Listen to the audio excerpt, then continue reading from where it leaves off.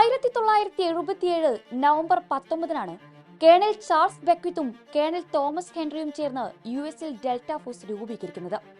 ബ്രിട്ടന്റെ പ്രശസ്തമായ special air service യൂണിറ്റിന്റെ മാതൃകയിലാണ് ഇത് രൂപീകരിച്ചിരിക്കുന്നത്.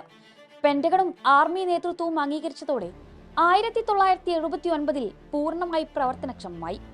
1980 ഓപ്പറേഷൻ ഈഗിൾ ക്ലോവ് ആയിരുന്നു ആദ്യ ദൗത്യം. ഇറാനിൽ ഇസ്ലാമിക വിപ്ലവം നടന്ന ശേഷം വിദ്യാർത്ഥികൾ തടവിലാക്കിയ അമേരിക്കൻ ബന്ദികളെ രക്ഷപ്പെടുത്താനായി നടത്തിയ ഈ ശ്രമം പക്ഷേ പരാജയപ്പെട്ടു.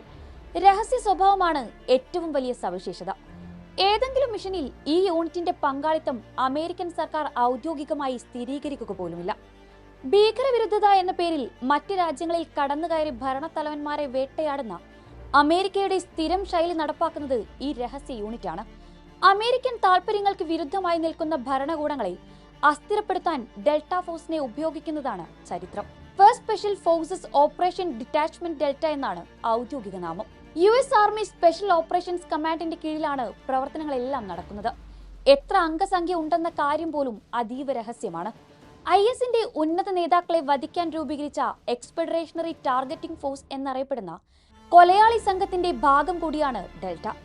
അംഗങ്ങളുടെ പേര്, പരിശീലന രീതികൾ, ഓപ്പറേഷൻ വിശദാംശങ്ങൾ എന്നിവയെല്ലാം രഹസ്യമായി തുടരുന്നു.